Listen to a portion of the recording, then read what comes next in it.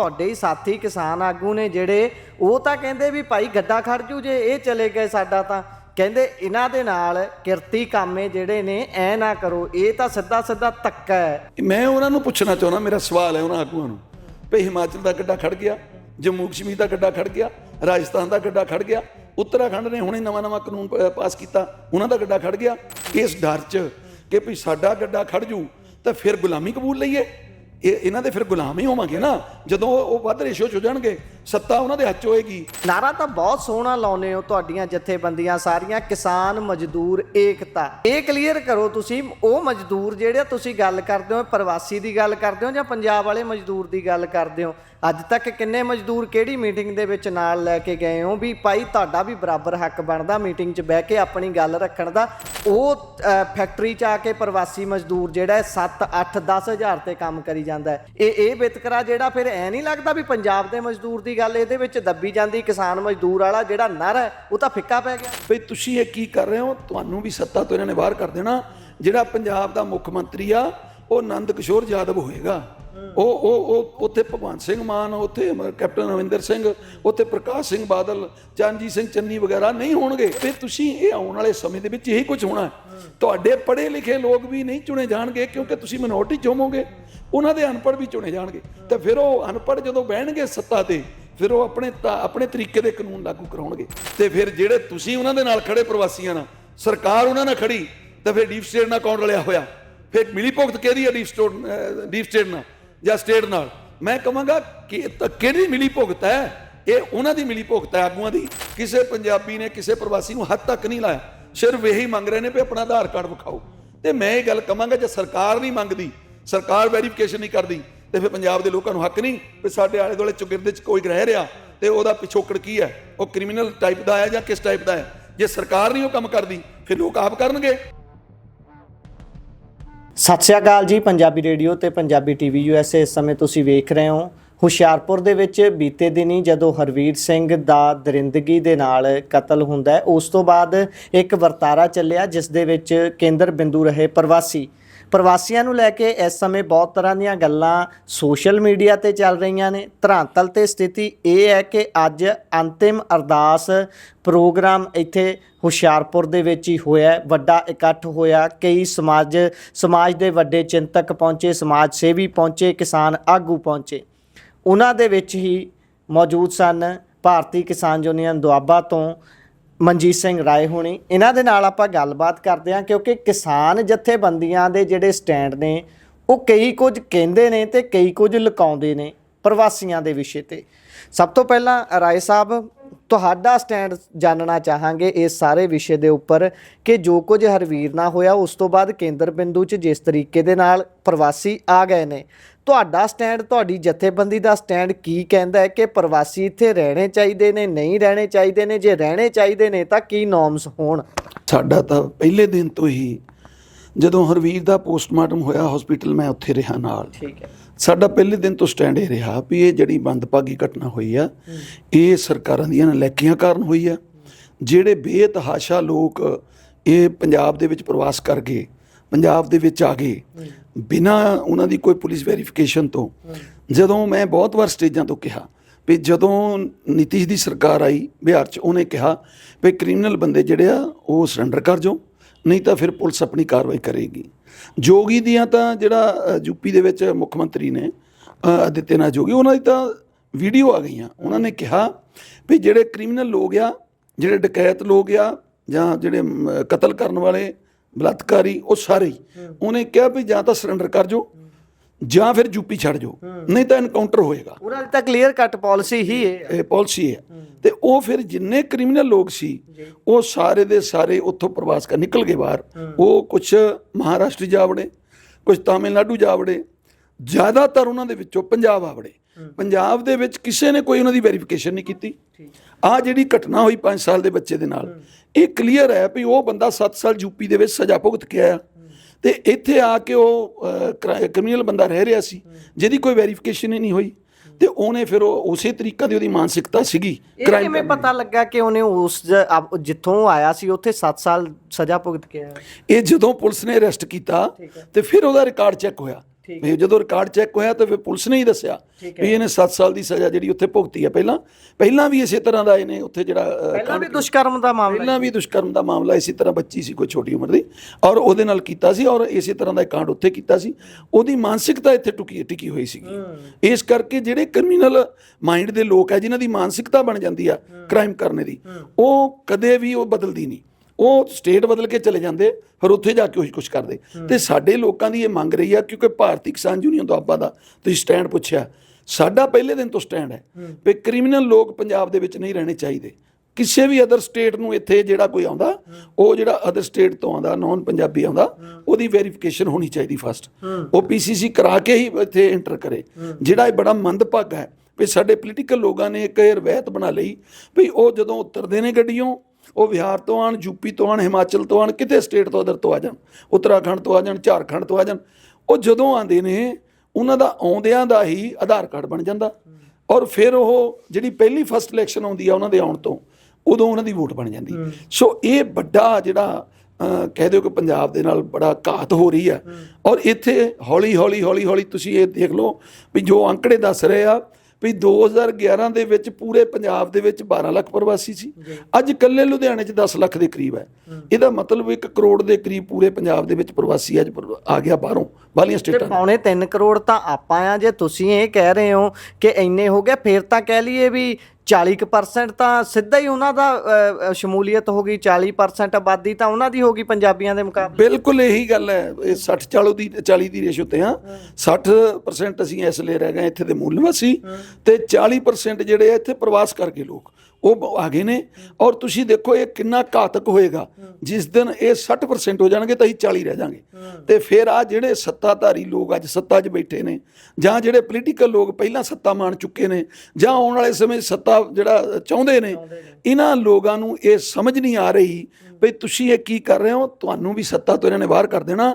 ਜਿਹੜਾ ਪੰਜਾਬ ਦਾ ਮੁੱਖ ਮੰਤਰੀ ਆ ਉਹ ਨੰਦ ਕਿਸ਼ੋਰ ਯਾਦਵ ਹੋਏਗਾ। ਉਹ ਉੱਥੇ ਭਗਵੰਤ ਸਿੰਘ ਮਾਨ, ਉੱਥੇ ਕੈਪਟਨ ਅਮਰਿੰਦਰ ਸਿੰਘ, ਉੱਥੇ ਪ੍ਰਕਾਸ਼ ਸਿੰਘ ਬਾਦਲ, ਚਰਨਜੀਤ ਸਿੰਘ ਚੰਨੀ ਵਗੈਰਾ ਨਹੀਂ ਹੋਣਗੇ। ਉੱਥੇ ਜਿਹੜੀ ਪਿਰਤ ਚੱਲਦੀ ਹੈ ਇੱਕ ਵੀ ਪੰਜਾਬ ਦਾ ਮੁੱਖ ਮੰਤਰੀ ਦਸਤਾਰਧਾਰੀ ਹੋਵੇ, ਸਿੱਖ ਹੀ ਹੋਵੇ, ਇਹ ਵਾਲੀ ਜਿਹੜੀ ਰਵਾਇਤ ਤੁਰਦੀ ਹੈ, ਫਿਰ ਉਹ ਬਦਲ ਜੂ, ਟੋਟਲੀ ਬਦਲ ਜੂ। ਬੇਸ਼ੱਕ ਪੰਜਾਬ ਦਾ ਪਹਿਲਾ ਮੁੱਖ ਮੰਤਰੀ ਕਹਿ ਲਈਏ ਵੀ ਸਿਰੋਂ ਮੋਨਾ ਰਿਹਾ, ਗੋਪੀ ਚੰਦ ਉਹਨਾਂ ਦਾ ਨਾਮ ਸੀ। ਨਹੀਂ, ਇਹ ਦੇਖੋ ਇਹ ਤਾਂ ਤਰੀਕਾ ਹੈ ਨਾ ਵੀ ਸਾਡੇ ਵੋਟ ਬੈਂਕ ਦੀ ਰਾਜਨੀਤੀ ਹੈ। ਜਿਹਦੀ ਬਹੁਤ ਗਿਣਤੀ ਹੈ ਉਹਦਾ ਰਾਜ ਹੁੰਦਾ ਹੈ, ਤੇ ਬਹੁਤ ਗਿਣਤੀ ਜਦੋਂ ਉਹਨਾਂ ਦੀ ਹੋ ਜਾਏਗੀ ਫਿਰ ਉਹ ਰਾਜ ਕਰਨਗੇ। ਉਹ ਬਹੁਤ ਗਿਣਤੀ 'ਚ ਰਾਜ ਹੀ ਉਹਨਾਂ ਦਾ ਹੋਏਗਾ, ਤੇ ਉਹ ਬਹੁਤ ਗਿਣਤੀ ਜਦੋਂ ਉਹਨਾਂ ਦੀ ਹੋ ਜਾਏਗੀ। ਤੁਹਾਨੂੰ ਮੈਂ ਦੱਸਣਾ ਚਾਹਾਂਗਾ, ਮੈਂ ਇੱਥੋਂ ਕੌਂਸਲਰ ਪਹਿਲਾਂ ਰਿਹਾ 2015 ਤੋਂ 20 ਫਰਵਰੀ ਤੱਕ, ਔਰ ਮੇਰੇ ਨਾਲ 2 ਕੌਂਸਲਰ ਸੀ ਪ੍ਰਵਾਸੀ, ਔਰ ਇੱਕ ਮੈਂ ਤੁਹਾਨੂੰ ਇਹ ਬੜੀ ਦੇਖੋ ਹੈਰਾਨੀਜਨਕ ਗੱਲ ਹੈ, ਇਹ ਤਜਰਬੇ 'ਚੋਂ ਹੈ ਵੀ ਉਹ ਸਾਡੇ ਇੱਥੇ ਭੀਮਨਗਰ ਮਹੱਲਾ ਪੈਂਦਾ ਹੈ, ਉੱਥੇ ਜਿਹੜੀ ਰੀਨਾ ਬਣੀ ਸੀਗੀ, ਰੀਨਾ ਰਾਣੀ ਕੌਂਸਲਰ, ਉਹ ਪਿੱਛੋਂ ਝਾਰਖੰਡ ਦੀ ਸੀ। ਔਰ ਉਹਦਾ ਜਿਹੜਾ ਉਹਨੂੰ ਰੀਨਾ ਸ਼ਬਦ ਲਿਖਣਾ ਨਹੀਂ ਸੀ ਆਉਂਦਾ, ਸਾਈਨ ਨਹੀਂ ਸੀ ਕਰਨੇ ਆਉਂਦੇ। ਤੇ ਜਿਹੜੀ ਉਹਦੇ ਕੰਪਿਊਟਰ ਜਦੋਂ ਅਗੇਂਸਟ ਖੜੀ ਸੀ, ਉਹ ਮਨਜੀਤ ਕੌਰ ਐਡਵੋਕੇਟ ਸੀ ਕੁੜੀ, ਤੇ ਉਹ ਕੇਵਲ ਉਹ ਕਿਉਂਕਿ ਉੱਥੇ ਪੰਜਾਬੀ ਉਸ ਮਹੱਲੇ ਦੇ ਵਿੱਚ ਉਸ ਵਾਰਡ 17 ਨੰਬਰ ਦੇ ਵਿੱਚ ਮਿਨੋਰਟੀ 'ਚ ਆ, ਤੇ ਉਹ ਮੈਜੋਰਟੀ 'ਚ ਆ ਪ੍ਰਵਾਸੀ ਜਿਹੜੇ ਆ, ਤੇ ਇਸ ਕਰਕੇ ਉਹ ਵੋਟ ਜਿਹੜੀ ਆ 15 ਵੋਟਾਂ ਤੇ ਜਿਹੜੀ ਮਨਜੀਤ ਕੌਰ ਐਡਵੋਕੇਟ ਹਾਰ ਗਈ। ਇੱਕ ਅਨਪੜ੍ਹ ਝਾਰਖੰਡ ਦੀ ਰਹਿਣ ਵਾਲੀ ਜਿੱਤ ਗਈ। ਸੋ ਇਹ ਐਗਜ਼ਾਮਪਲ ਹੈ ਕਲੀਅਰ ਕੱਟ ਇੱਥੇ ਹੁਸ਼ਿਆਰਪੁਰ ਦੇ 17 ਨੰਬਰ ਵਾਰਡ ਦੇ ਵਿੱਚ। ਔਰ ਫਿਰ ਤੁਸੀਂ ਇਹ ਆਉਣ ਵਾਲੇ ਸਮੇਂ ਦੇ ਵਿੱਚ ਇਹੀ ਕੁਝ ਹੋਣਾ। ਤੁਹਾਡੇ ਪੜ੍ਹੇ ਲਿਖੇ ਲੋਕ ਵੀ ਨਹੀਂ ਚੁਣੇ ਜਾਣਗੇ, ਕਿਉਂਕਿ ਤੁਸੀਂ ਮਿਨੋਰਟੀ 'ਚ ਹੋਵੋਗੇ, ਉਹਨਾਂ ਦੇ ਅਨਪੜ੍ਹ ਵੀ ਚੁਣੇ ਜਾਣਗੇ। ਤੇ ਫਿਰ ਉਹ ਅਨਪੜ੍ਹ ਜਦੋਂ ਬਹਿਣਗੇ ਸੱਤਾ ਤੇ, ਫਿਰ ਉਹ ਆਪਣੇ ਤਰੀਕੇ ਦੇ ਕਾਨੂੰਨ ਲਾਗੂ ਕਰਾਉਣਗੇ। ਸੋ ਇਹ ਵੱਡਾ ਪੰਜਾਬ ਵਾਸਤੇ ਖਤਰਾ। ਇਕੱਲਾ ਇੱਥੇ ਤੱਕ ਨਹੀਂ, ਮੈਂ ਇਹ ਗੱਲ ਬਹੁਤ ਵਾਰ ਕਹਿ ਰਿਹਾ, ਜਦੋਂ ਤੁਹਾਡੇ 60-40 ਦੀ ਰੇਸ਼ੋ ਹੋ ਗਈ, ਉਹ 60% ਹੋ ਗਏ, ਫਿਰ ਉਹ ਇਹ ਡਿਮਾਂਡ ਕਰਨਗੇ ਵੀ ਸਾਡੀ ਇੱਥੇ ਜਿਹੜੀ ਪਹਿਲੀ ਭਾਸ਼ਾ ਉਹ ਹਿੰਦੀ ਹੋਣੀ ਚਾਹੀਦੀ ਆ। ਫਿਰ ਤੁਹਾਡੀ ਪੰਜਾਬੀ ਭਾਸ਼ਾ ਜਿਹੜੀ ਉਹ ਵੀ 2 ਨੰਬਰ ਤੇ ਆ ਜਾਏਗੀ। ਪੋਲੀਟੀਕਲ ਮੰਗਾਂ ਕਰਨਗੇ, ਇਹ ਪੋਲੀਟੀਕਲ ਮੰਗਾਂ ਕਰਨਗੇ। ਉਹ ਫਿਰ ਉਹਨਾਂ ਦਾ ਹੱਕ ਬਣੇਗਾ। ਕਹਿਣਗੇ ਨਾ ਵੀ ਭਾਰਤ ਦੇਸ਼ ਦੇ ਸੰਵਿਧਾਨ ਸਾਨੂੰ ਹੱਕ ਦਿੰਦਾ ਵੀ ਜਿਹੜੇ ਮੈਜੋਰਟੀ 'ਚ ਲੋਕ ਨੇ ਉਹਨਾਂ ਦੀ ਭਾਸ਼ਾ ਨੰਬਰ 1 ਤੇ ਹੋਣੀ ਚਾਹੀਦੀ ਆ। ਫਿਰ ਤੁਹਾਡੀ ਪੰਜਾਬੀ ਭਾਸ਼ਾ ਵੀ ਬਦਲੀ ਜਾਊਗੀ। ਅੱਛਾ, ਤੁਸੀਂ ਇਹ ਸਾਰੀਆਂ ਗੱਲਾਂ ਤਾਂ ਕਰ ਰਹੇ ਹੋ, ਪਰ ਤੁਹਾਡੇ ਹੀ ਸਾਥੀ ਕਿਸਾਨ ਆਗੂ ਨੇ ਜਿਹੜੇ, ਉਹ ਤਾਂ ਕਹਿੰਦੇ ਵੀ ਭਾਈ ਗੱਡਾ ਖੜ ਜੂ ਜੇ ਇਹ ਚਲੇ ਗਏ ਸਾਡਾ, ਤਾਂ ਕਹਿੰਦੇ ਇਹਨਾਂ ਦੇ ਨਾਲ ਕਿਰਤੀ ਕਾਮੇ ਜਿਹੜੇ ਨੇ ਐ ਨਾ ਕਰੋ, ਇਹ ਤਾਂ ਸਿੱਧਾ ਧੱਕਾ ਹੈ। ਇਹ ਲੱਗਦਾ ਵੀ ਗੱਡਾ ਖੜ ਜੂ, ਫੈਕਟਰੀਆਂ ਖੜ ਜਾਣਗੀਆਂ, ਕਿਸਾਨਾਂ ਦੀ ਕਹਿੰਦੇ ਫਸਲ ਖੜੀ ਰਹਿ ਜੂਗੀ। ਸਾਰਾ ਗੱਡਾ ਖੜ ਗਿਆ ਤਾਂ ਕਹਿੰਦੇ ਕੰਮ ਫਿਰ ਡਾਵਾਡੋਲ ਹੋ ਜੂ। ਇਹਨਾਂ ਬਿਨਾਂ ਤਾਂ ਸਾਡਾ ਸਰਦਾ ਹੀ ਨਹੀਂ। ਤੁਹਾਨੂੰ ਲੱਗਦਾ ਕਿ ਨਹੀਂ ਸਰਦਾ? ਮੈਂ ਉਹਨਾਂ ਨੂੰ ਪੁੱਛਣਾ ਚਾਹੁੰਦਾ, ਮੇਰਾ ਸਵਾਲ ਹੈ ਉਹਨਾਂ ਆਗੂਆਂ ਨੂੰ, ਭਈ ਹਿਮਾਚਲ ਦਾ ਗੱਡਾ ਖੜ ਗਿਆ, ਜੰਮੂ ਕਸ਼ਮੀਰ ਦਾ ਗੱਡਾ ਖੜ ਗਿਆ, ਰਾਜਸਥਾਨ ਦਾ ਗੱਡਾ ਖੜ ਗਿਆ, ਉੱਤਰਾਖੰਡ ਨੇ ਹੁਣੇ ਨਵਾਂ ਕਾਨੂੰਨ ਪਾਸ ਕੀਤਾ, ਉਹਨਾਂ ਦਾ ਗੱਡਾ ਖੜ ਗਿਆ, ਇਹਨੂੰ ਵੀ ਛੱਡ ਲਈਏ। ਮੈਂ ਇਹ ਗੱਲ ਕਵਾਂਗਾ, ਇਸ ਭੈ 'ਚ, ਇਸ ਡਰ 'ਚ ਕਿ ਵੀ ਸਾਡਾ ਗੱਡਾ ਖੜ ਜੂ ਤਾਂ ਫਿਰ ਗੁਲਾਮੀ ਕਬੂਲ ਲਈਏ। ਇਹਨਾਂ ਦੇ ਫਿਰ ਗੁਲਾਮ ਹੀ ਹੋਵਾਂਗੇ ਨਾ। ਜਦੋਂ ਉਹ ਵੱਧ ਰੇਸ਼ੋ 'ਚ ਹੋ ਜਾਣਗੇ, ਸੱਤਾ ਉਹਨਾਂ ਦੇ ਹੱਥ 'ਚ ਹੋਏਗੀ, ਫਿਰ ਅਸੀਂ ਗੁਲਾਮ ਹੀ ਹੋਵਾਂਗੇ। ਇਹਦਾ ਮਤਲਬ ਉਹ ਲੋਕ ਜਿਹੜੇ ਅੱਜ ਇਹ ਕਹਿ ਰਹੇ ਨੇ ਵੀ ਗੱਡਾ ਖੜ ਜੂਗਾ, ਉਹ ਆਗੂ ਉਹ ਜਵਾਬ ਦੇਣ ਇਸ ਗੱਲ ਦਾ। ਫਿਰ ਹੁਣ ਤੁਸੀਂ ਪੰਜਾਬ ਨੂੰ ਗੁਲਾਮੀ ਵੱਲ ਜਾ ਰਹੇ ਹੋ, ਅੱਜ ਪ੍ਰਵਾਸੀਆਂ ਦੀ ਗੁਲਾਮੀ ਕਰਾਂਗੇ ਅਸੀਂ ਫਿਰ। ਇਸ ਕਰਕੇ ਫਿਰ ਪੰਜਾਬ ਦਾ ਨਾਂ ਕੀ ਪੰਜਾਬ ਰਹਿ ਜਾਏਗਾ, ਫਿਰ ਇਹ ਹਿੰਦੀ ਸੂਬਾ ਨਹੀਂ ਬਣੇਗਾ। ਇਸ ਗੱਲ ਦਾ ਤੁਸੀਂ ਯਕੀਨ ਦਿਵਾਉਂਦੇ ਹੋ। ਇਸ ਕਰਕੇ ਉਹ ਲੋਕ ਜਿਹੜੇ ਆ ਉਹ ਪੰਜਾਬ ਨਾਲ ਕਦੇ ਖੜੇ ਨਹੀਂ ਹੋਣਗੇ, ਜਿਹੜੇ ਲੋਕ ਇਹ ਗੱਲ ਕਰਦੇ ਨੇ। ਮੈਂ ਕਹਾਂਗਾ, ਜੇਕਰ ਅੱਜ ਕਿਤੇ ਸਾਡੀ ਕੋਈ ਫਸਲ ਕੱਟਣ ਤੋਂ ਲੇਟ ਫੇਟ ਹੋ ਜੂਗੀ, ਚੱਲ ਲਾਂਗੇ। ਜੇ ਕਿਤੇ ਫਸਲ ਤੋਲਣ ਤੋਂ ਲੇਟ ਫੇਟ ਹੋ ਜੂਗੀ, ਚੱਲ ਲਾਂਗੇ। ਐਡੇ ਸਾਡੇ 11-12 ਜ਼ਿਲ੍ਹਿਆਂ ਦੇ ਵਿੱਚ ਮਾਰ ਮਾਰੀ ਹੈ, ਹੜ੍ਹ ਨੇ ਝੱਲੀ ਹੈ ਨਾ। 1984 ਤੋਂ ਬਾਅਦ ਅਸੀਂ ਕੀ ਕੁਛ ਨਹੀਂ ਚੱਲਿਆ। ਮੈਂ ਤਾਂ ਕਹੂੰਗਾ 1947 ਤੋਂ ਲੈ ਕੇ ਚੱਲਿਆ ਪੰਜਾਬ ਨੇ, ਤੇ ਫਿਰ ਚੱਲਦੇ ਆਏ ਆ। ਤੇ ਫਿਰ ਜੇ ਇਸ ਗੱਲ ਦੇ ਭੈ 'ਚ ਤੁਸੀਂ ਕਹੋ ਵੀ ਸਾਡਾ ਤਾਂ ਕੰਮ ਨਹੀਂ ਚੱਲਣਾ ਜੀ ਇਹਨਾਂ ਤੋਂ ਬਿਨਾਂ, ਫਿਰ ਤੁਸੀਂ ਕਿਸ ਕੰਮ ਦੇ ਹੋ? ਫਿਰ ਤੁਹਾਨੂੰ ਇੱਥੇ ਰਹਿਣ ਦਾ ਹੱਕ ਹੀ ਨਹੀਂ। ਮੈਂ ਤਾਂ ਕਹੂੰਗਾ ਤੇ ਜੇ ਤੁਸੀਂ ਨਹੀਂ ਪੰਜਾਬ ਨੂੰ ਚਲਾ ਸਕਦੇ ਜੀ। ਨਾਲੇ ਕਿਸਾਨ ਜਥੇਬੰਦੀਆਂ ਨੂੰ ਜਦੋਂ ਅਸੀਂ ਦੇਖਦੇ ਹਾਂ, ਨਾਰਾ ਤਾਂ ਬਹੁਤ ਸੋਹਣਾ ਲਾਉਂਦੇ ਹੋ ਤੁਹਾਡੀਆਂ ਜਥੇਬੰਦੀਆਂ ਸਾਰੀਆਂ, ਕਿਸਾਨ ਮਜ਼ਦੂਰ ਏਕਤਾ। ਇਹ ਕਲੀਅਰ ਕਰੋ ਤੁਸੀਂ, ਉਹ ਮਜ਼ਦੂਰ ਜਿਹੜੇ ਤੁਸੀਂ ਗੱਲ ਕਰਦੇ ਹੋ, ਪ੍ਰਵਾਸੀ ਦੀ ਗੱਲ ਕਰਦੇ ਹੋ ਜਾਂ ਪੰਜਾਬ ਵਾਲੇ ਮਜ਼ਦੂਰ ਦੀ ਗੱਲ ਕਰਦੇ ਹੋ? ਅੱਜ ਤੱਕ ਕਿੰਨੇ ਮਜ਼ਦੂਰ ਕਿਹੜੀ ਮੀਟਿੰਗ ਦੇ ਵਿੱਚ ਨਾਲ ਲੈ ਕੇ ਗਏ ਹੋ ਵੀ ਭਾਈ ਤੁਹਾਡਾ ਵੀ ਬਰਾਬਰ ਹੱਕ ਬਣਦਾ ਮੀਟਿੰਗ 'ਚ ਬਹਿ ਕੇ ਆਪਣੀ ਗੱਲ ਰੱਖਣ ਦਾ? ਬੇਸ਼ੱਕ ਤੁਹਾਡਾ ਸਟੇਕ 10% ਹੋਵੇ, 20% ਹੋਵੇ, 80% ਕਿਸਾਨ ਦਾ ਹੋਵੇ।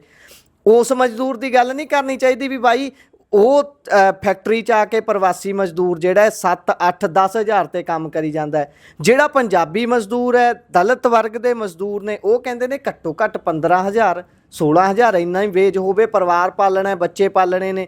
ਇਹ ਵਿਤਕਰਾ ਜਿਹੜਾ ਫਿਰ ਐ ਨਹੀਂ ਲੱਗਦਾ ਵੀ ਪੰਜਾਬ ਦੇ ਮਜ਼ਦੂਰ ਦੀ ਗੱਲ ਇਹਦੇ ਵਿੱਚ ਦੱਬੀ ਜਾਂਦੀ, ਕਿਸਾਨ ਮਜ਼ਦੂਰ ਵਾਲਾ ਜਿਹੜਾ ਨਰ ਹੈ ਉਹ ਤਾਂ ਫਿੱਕਾ ਪੈ ਗਿਆ? ਨਹੀਂ, ਤੁਸੀਂ ਦੇਖੋ ਨਾ, ਇਹ ਸਾਰਾ ਕੁਝ ਛਿੱਕੇ ਤੇ ਢੰਗਤਾ ਸਾਡੇ ਪੋਲੀਟੀਕਲ ਲੋਕਾਂ ਨੇ। ਜਿੰਨੀ ਇੰਡਸਟਰੀ ਇੱਥੇ ਆਉਂਦੀ ਹੈ, ਕਹਿੰਦੇ ਨੇ ਵੀ ਤੁਸੀਂ ਇੰਡਸਟਰੀ ਦੇ ਬੈਰੀ ਹੋ, ਸਾਨੂੰ ਆਗੂਆਂ ਨੂੰ, ਕਿਸਾਨ ਆਗੂਆਂ ਨੂੰ। ਮੈਂ ਇਹ ਕਹਾਂਗਾ, ਸਾਨੂੰ ਇੰਡਸਟਰੀ ਦਾ ਲਾਭ ਕੀ ਹੁੰਦਾ ਹੈ? ਉਹਦੇ ਵਿੱਚ 80% ਤਾਂ ਪ੍ਰਵਾਸੀ ਆ ਕੇ ਕੰਮ ਕਰਦੇ ਨੇ।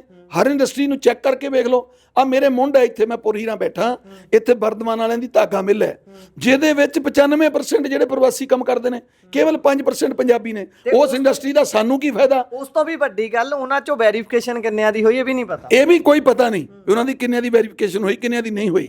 ਔਰ ਫਿਰ ਸਭ ਤੋਂ ਵੱਡੀ ਗੱਲ, ਇਹ ਹਾਲਾਤ ਅੱਜ ਦੇ ਨਹੀਂ ਇੱਥੇ ਬਣਦੇ। ਇੱਥੇ ਲਗਭਗ ਸਨ 92-93 ਦੇ ਦਹਾਕੇ ਦੀ ਗੱਲ ਹੈ, ਉਸ ਤੋਂ ਪਹਿਲਾਂ ਦੀ ਹੋ ਗਈ ਮੇਰੇ ਖਿਆਲ 88 ਦੇ ਲੱਗੇ। ਇਸ ਫੈਕਟਰੀ ਦੇ ਵਿੱਚ ਪ੍ਰਵਾਸੀਆਂ ਦੇ ਇਸ ਸਰੀਏ ਮਾਰ ਕੇ ਉਹਨਾਂ ਦੀ ਕਤਲ ਕੀਤੇ।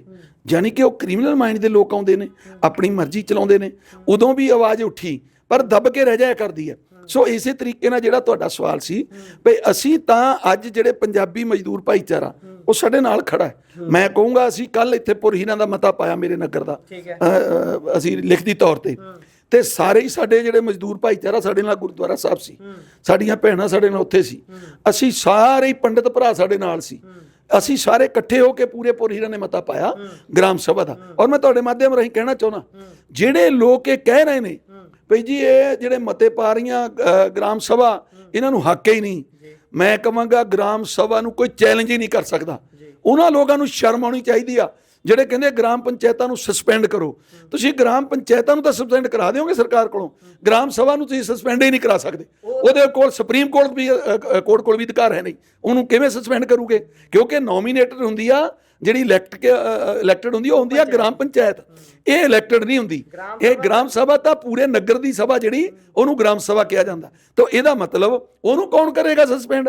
ਸੋ ਉਹਦੀ ਸੁਪਰੀਮ ਪਾਵਰ ਹੈ। ਸੋ ਇਸ ਕਰਕੇ ਮੈਂ ਕਹੂੰਗਾ ਉਹਨਾਂ ਲੋਕਾਂ ਨੂੰ ਸ਼ਰਮ ਆਉਣੀ ਚਾਹੀਦੀ ਆ ਜਿਹੜੇ ਇਹ ਵੀ ਕਹਿੰਦੇ ਨੇ। ਤੁਹਾਡੇ ਮਾਧਿਅਮ ਰਾਹੀਂ ਮੈਂ ਕਹਿਣਾ ਚਾਹੁੰਦਾ, ਕੁਛ ਆਗੂਆਂ ਨੇ ਵੀ ਕਿਹਾ ਭਈ ਜੀ ਇਹ ਲੋਕ ਜਿਹੜੇ ਸ਼ਰਾਰਤੀ ਨੇ, ਇਹ ਸਟੇਟ ਦਾ ਹੱਥਕੰਡਾ ਨੇ। ਮੇਰਾ ਉਹਨਾਂ ਨੂੰ ਸਵਾਲ ਹੈ ਵੀ ਸਟੇਟ ਤਾਂ ਇੱਥੇ ਵਾੜਨਾ ਚਾਹੁੰਦੀ ਹੈ ਪ੍ਰਵਾਸ ਨੂੰ।